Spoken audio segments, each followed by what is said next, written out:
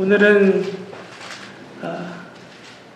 사실 온라인으로 예배 드리는 게 너무나 아까울 정도로 좋은 날씨인 것 같아요. 그래서 그런지 오늘 이렇게 대면 예배로 많이 오셨습니다. 저는 그전까지 우리 교회가 이렇게 이 정도의 숫자로도 이렇게 꽉 차는 교회인지는 몰랐어요. 새삼스럽게 다시 느끼게 됩니다. 우리 교회가 크게 느껴지지만 사실 큰 공간보다는 이렇게 성도님들 모이시는 그 자리가 참 빛나는 곳이구나 라는 것을 다시 한번 깨닫게 됩니다. 또 온라인으로도 함께 예배 드리시는 우리 성도님들에게도 오늘 함께 모여서 참 감사로 드리는 이 예배 은혜가 동일하게 있으시기를 또한 간절히 소망합니다. 세상에서는 인생을 표현할 때 산을 오르는 것이라고 표현을 하지만 하나님의 말씀은 우리 인생은 산을 오르는 것이 아니라 광야를 지나가는 것이다 라는 말씀을 합니다. 저는 이 말씀을 이렇게 곰곰이 묵상하면서 왜 우리 인생은 산을 오르는 것이 아니라 광야를 지나가는 것이다 라고 말씀을 하실까 이렇게 생각을 할 때 한 가지 떠올려지는 게 있었어요. 우리가 머물 곳이 없기 때문에 우리의 삶에 참 머물 곳이 없기 때문에 우리 삶을 광야라고 표현을 하신 것이 아닌가 그런 생각을 하게 됩니다. 그러면 우리의 마음과 영혼이 머물고 쉴 수 있는 곳이 과연 어디일까? 하나님의 그늘 아래인 줄로 믿습니다. 광야잖아요. 광야. 여러분 광야에는 하나님의 구름 기둥과 불 기둥 없이는 살아갈 수가 없는 곳이기 때문에 우리의 삶에 지금도 하나님께서 우리에게 구름 기둥과 불 기둥으로 함께 하시면서 추울 때 따뜻하게 해주시고 또 뜨거운 햇볕 아래는 그늘로 우리를 보호하시고 인도하고 계시는 그 믿음의 고백이 바로 우리들의 고백이 되어야 할 줄 믿습니다. 그러면 우리가 우리의 삶은 우리의 인생은 하나님의 그늘 아래 머물러야 우리가 살 수 있다는 것을 우리가 알게 되는데 사실 여러분 이것을 어디에서 알 수 있어요? 우리가 유튜브에서 알 수 있나요? 구글링에서 알 수 없어요. 바로 하나님의 말씀에서 이것을 가르쳐 줍니다. 하나님의 그늘 아래 우리가 머물러 있어야 한다. 오늘 시편 91편이 바로 하나님의 그늘 아래 머무는 사람이 어떤 은혜를 누리고 또 어떤 은혜를 하나님께서 약속하셨는지를 자신 있게 고백하는 노래입니다.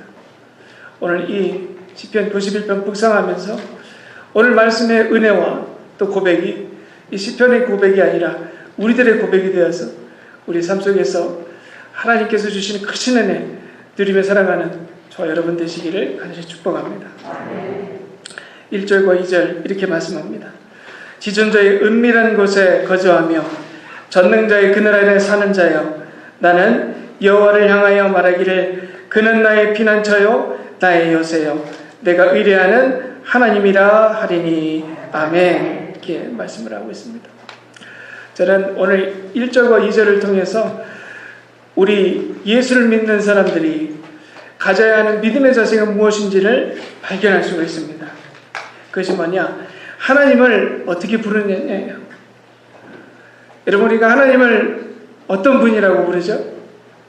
하나님 아버지라고 부르는 은혜를 입었어요. 하나님 아버지라고 하는 것. 여러분 아무한테나 가서 아버지라 하면 여러분 그분의 표정이 어떨까요? 하나님 아버지라고 하는 그 표현의 가장 중심된 표현은 하나님이 나의 하나님이다 라는 고백이에요. 나의 아버지예요. 그러니까 하나님이 누구 거예요? 내 거예요. 그런데 사실 하나님을 내 거라고 하는 이 표현은 불경스러운 거예요. 왜일까요? 하나님을 어떻게 내 거라고 표현을 할 수 있어요? 아무나 그런 표현하지 못합니다. 그런데 하나님을 우리의 하나님이라고 표현하는 게 아니라 나의 하나님이라고 표현할 수 있는 사람은 어떤 은혜를 받은 사람일까요? 하나님에게 진짜 친밀한 은혜를 받은 사람만이 할 수 있는 고백이에요. 여러분에게 하나님과 친밀한 은혜를 누렸던 고백과 그런 증거가 있으십니까? 그럼 여러분 그거 크신 은혜예요. 나의 하나님, 나의 하나님. 여러분 이 고백 자체가 귀한 고백이고요. 하나님께서 우리가 하나님을 부를 때 이렇게 불러주시기를 원하시는 분이에요. 왜일까요?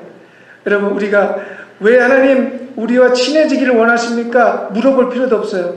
말씀에 하나님은 그런 하나님이라고 고백되어졌기 때문입니다. 하나님께서 그런 친밀하게 우리가 하나님께 다가가는 사람을 기뻐하고 받아주세요. 근데 우리가 지금 살펴봐야 할 것은 우리가 진짜 하나님을 친밀하기를 원하느냐예요. 여러분 하나님과 친밀하게 되시길 원하십니까? 네, 원하세요. 원하셔야 돼요. 그런데 우리가 하나님과 멀어질 때가 있잖아요. 그때가 언젠가 죄를 질 때예요. 우리는 선택의 기로에 서 있는 사람들이에요. 죄를 짐으로 하나님과 멀어질 걸 선택하는가, 아니면 죄를 짓지 않고 하나님 가까이 더 나가기를 선택하는 사람들인가. 우리의 삶을 보면 우리의 삶은 하나님과 더 가까워지기를 원하는 삶일까요? 아니면 하나님과 멀어지기를 원하는 삶으로 보일까요? 사실 우리의 삶을 보면 우리의 삶은 하나님과 멀어지기를 원해 보여요. 왜? 죄를 지니까. 그런데 그런 우리들의 본능적인 모습을 그런 영원한 죄의 길에서 끊어주신 분이 계세요. 우리와 그 하나님과 멀어진 길을 끊임없이 하나님과 가까워지게 우리를 이끌어 주시는 분이 계시다면 그분이 누구실까? 바로 예수님입니다. 여러분, 우리가 하나님 아버지라고 볼 수 있는 그 은혜를 누구 때문에 누릴 수 있어요? 예수님 때문에 누릴 수 있는 거예요. 여러분, 예수님 전까지 하나님을 아버지라고 부르는 것조차도 불경스러운 것이었어요. 나의 하나님이라고 부를 수 있는 것조차도 불경스러운 것이었어요. 근데 예수님께서 말씀하셨잖아요. 나의 아버지. 내가 하나님을 아버지라고 부를 수 있다면 나를 따르는 너희들도 이제는 종이 아니라 백성이 아니라 누구라? 아들이라. 하나님의 자녀라 라는 말씀을 하셨잖아요. 하나님을 아버지라 부를 수 있는 은혜. 그리고 예수님께서 우리를 뭐라고 부르셨냐? 이제는 너희를 종이라 부르지 않고 친구라고 하노라. 친구라고.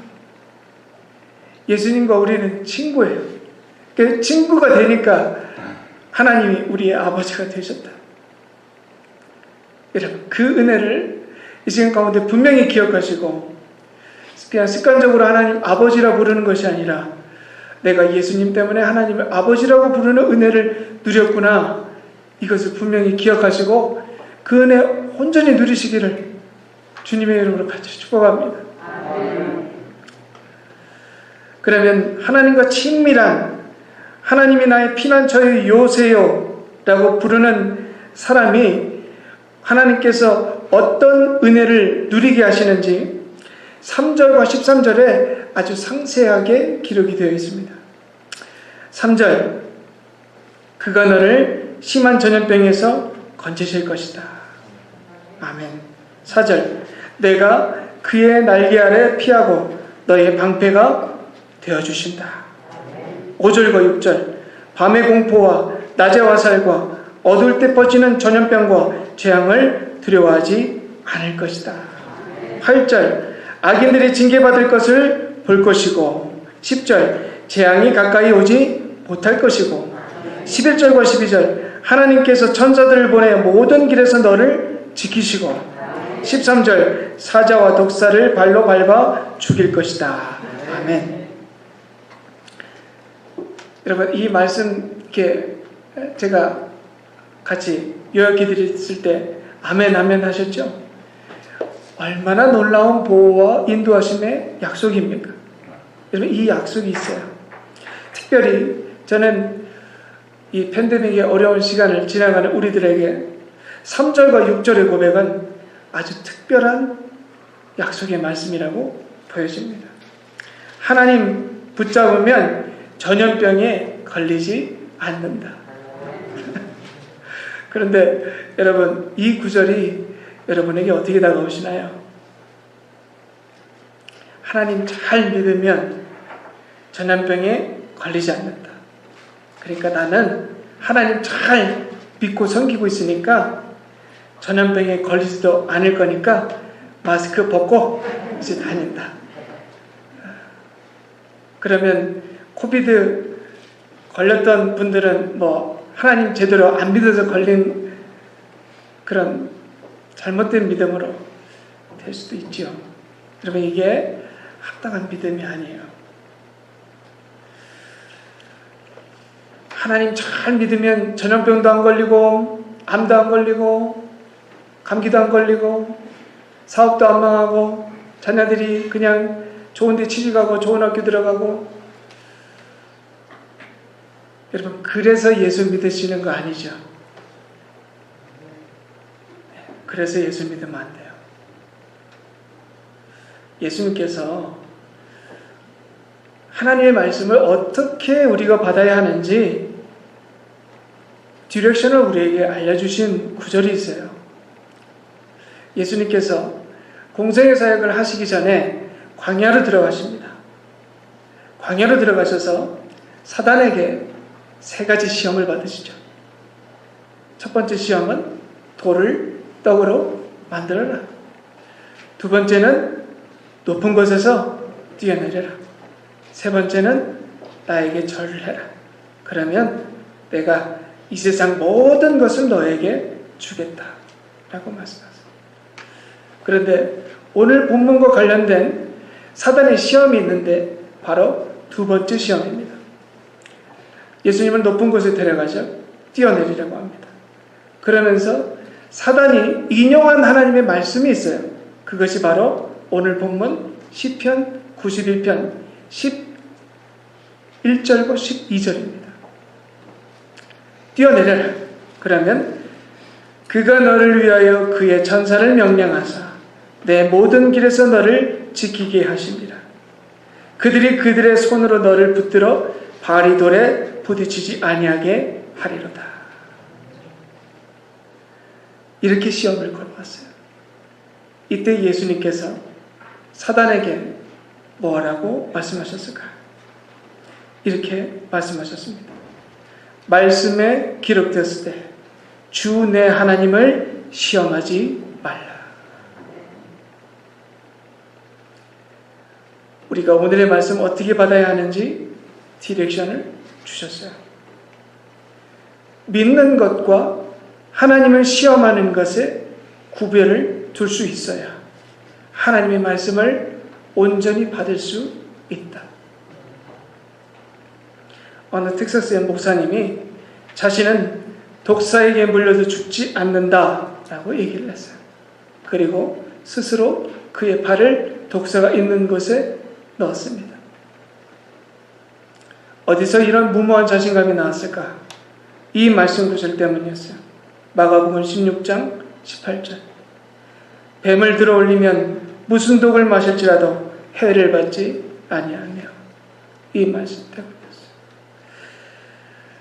이 한 구절 때문에 지금 그 목사님이 천국에 가셨는지 지옥에 가셨는지는 모르지만 지금 우리와 같은 시간에 살고 계시지는 않습니다. 하나님 말씀에 이렇게 해도 믿는 자들은 돕는다고 하셨어. 나는 이렇게 할 거야. 여러분, 예수 잘 믿는 것 같고 하나님 말씀 잘 믿는 것 같아 보이지만 그 말씀은 예수님께서 보시기에 좋은 믿음이 아니라 하나님 시험하는 믿음이라는 거예요. 그런데 이런 목회자와 이런 것을 무모하게 시도하는 성도들이 있을까요? 없을까요? 있다는 거예요. 여러분, 목회자들도 그러는데 성도들이 없을까요? 그런데 가만히 살펴보면 그들이 이런 무모함을 왜 하나님께 간구하고 요구할까? 정말 하나님의 영광을 드러내기 위해서일까? 아니면 다른 어떤 것일까? 여러분, 우리들 눈에도 보이는데 하나님께서 보시기에 그것을 모르실까요? 여러분, 하나님 시험하지 마십시오. 하나님 시험하지 마십시오. 마스크 쓰고 계시고요. 아프시면 집에서 머무십시오.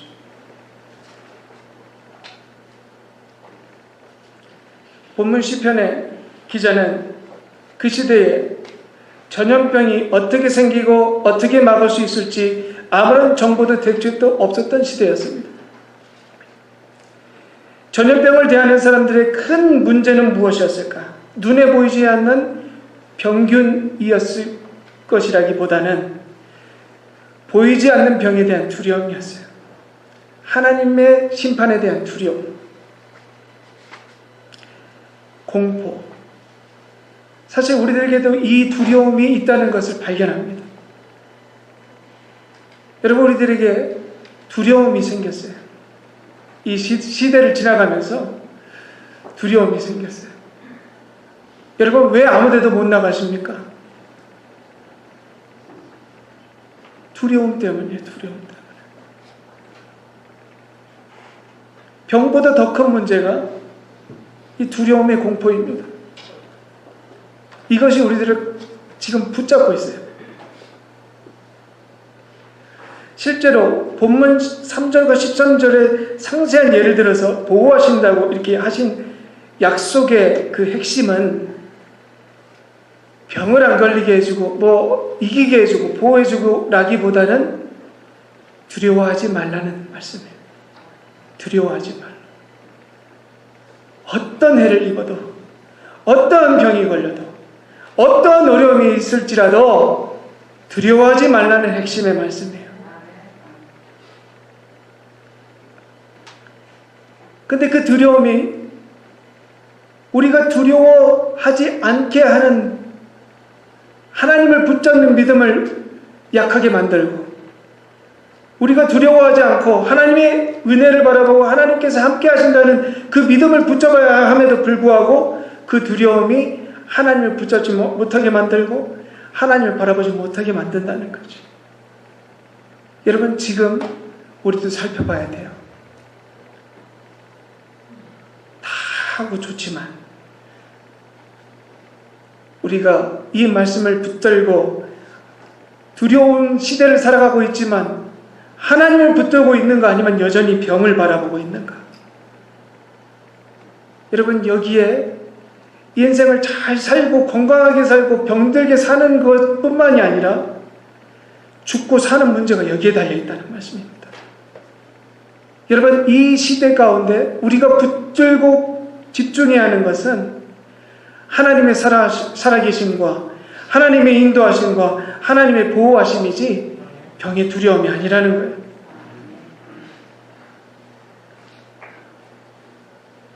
우리의 두려움을 이기는 힘의 근원이 어디 있는가? 말씀에서 분명히 말씀하셨어요. 여호와는 나의 피난처요, 나의 요새요, 내가 의뢰하는 하나님이라. 여러분, 우리가 그 여호와의 그늘 아래 있다는 고백입니다. 하나님이 나를 보호하신다. 여러분, 근데 하나님께서 나를 보호하신다는, 우리를 보호하신다는 의미는 어떤 의미일까? 우리가 보호하심의 의미를 잘 다르게 이해하는 경우가 많아요. 보호하신다 그러면 어떤 어려움도 일어나지 않는다는 것을 생각을 해요. 여러분, 그러면 보호가 아니죠. 보호가, 어떤 어려움도 일어나지 않으면 그거는 보호가 아니에요. 보호는 어려움이 일어나요. 아픈 일이 있어요.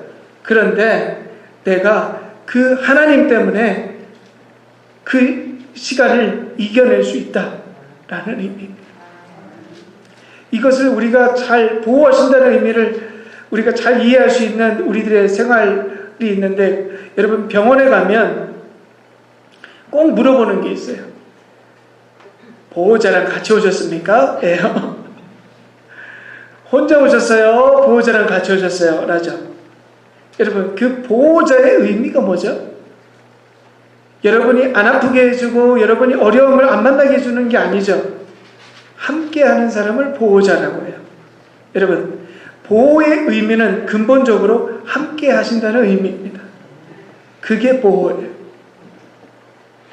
하나님께서 지금 우리와 함께 하신다, 보호하신다는 하나님께서 우리와 함께 하신다는 의미예요. 예수님께서 우리를 지켜주신다. 무슨 의미입니까? 예수님께서 우리와 함께 하신다. 핵심은 함께입니다. 이것을 우리의 말씀 가운데서 찾아볼 수 있는데, 하나님께서 함께 하시는 것이 바로 우리 인생의 형통이라는 것을 성경의 인물이 보여주는 인물이 있습니다. 바로 요셉입니다. 여러분께서 요셉을 보시기에 요셉은 형통한 사람입니까? 아니면 좀 인간적으로 보았을 때 형통한 사람입니까? 아니면 좀 인생이 조금 꼬였던 사람입니까? 제가 설명을 해드릴게요. 요셉은 부유한 가정의 아들로 태어났습니다. 특별히 아버지의 사랑을 받았던 아들이었어요. 그런데 형들이 요셉을 너무나 미워해서 팔아버렸습니다. 하루아침에 아버지의 모든 사랑을 받았던 아들에서 종으로 신분이 바뀌었어요. 그 종의 인생이 어땠을까요? 고생이라면 고생은 다 했습니다. 그리고 조금 풀리려고 하다 보니까 요셉이 인물이 아주 좋았다고 했죠. 그 어떤 상사의 아내가 요셉에게 누명을 씌워버렸어요. 조금 잘 되려가니까 꼬였어요. 또 감옥에 갇힙니다. 또 거기에서도 조금 잘 되려고 하는데 또 어려움을 겪고, 인간적인 관점으로 보면 요셉처럼 인생이 꼬였던 사람이 없었어요. 꼬이고 꼬여서 결국에는 하나님의 은혜로 승리한 형통한 사람이라고 보여지지만, 우리들이 볼 때 그의 인생이 결코 형통한 삶이 아니었다고 우리는 보여져요. 그런데 성경에서는요, 어려움을 당할 때마다 요셉이 형통했다라고 기록을 해요. 왜 형통했을까?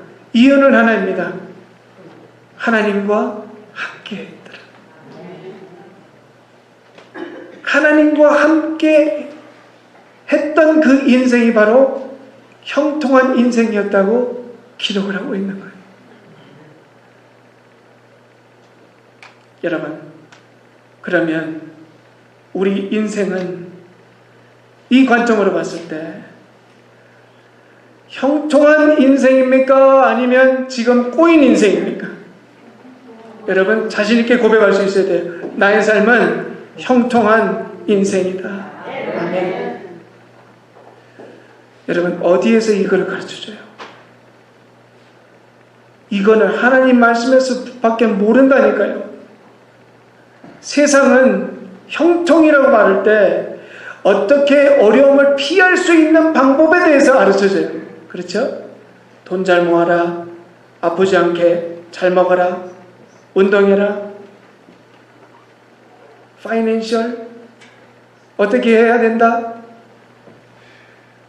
어려움이 없는 삶을 형통이라고 생각하고 어떻게 어려움을 경험하지 않을 수 있을지를 가르쳐 주지만, 하나님의 말씀은 네가 지금 어떠한 상황이 있고 어떠한 어려움이 있고 무슨 병에 걸려있고 어떠한 상황 가운데 있더라도 너는 이미 형통한 삶이라는 것을 깨닫게 해주는 거예요. 형통의 삶은 저기 있는 것이 아니라 지금 내가 누리고 있는 삶이다. 여러분, 이것은 고집이 아니에요. 이게 진리예요.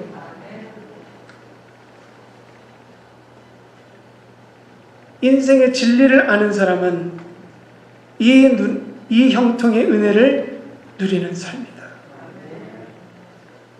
저는 이것을 이렇게 설교 말씀을 준비하는데 입술 가운데 자동적으로 흘러나오는 찬송이 있었는데 이거예요. 예수가 함께 계시니 시험이 오나 겁없네. 기쁨의 근원 되시는 예수를 위해 삽시다. 아멘.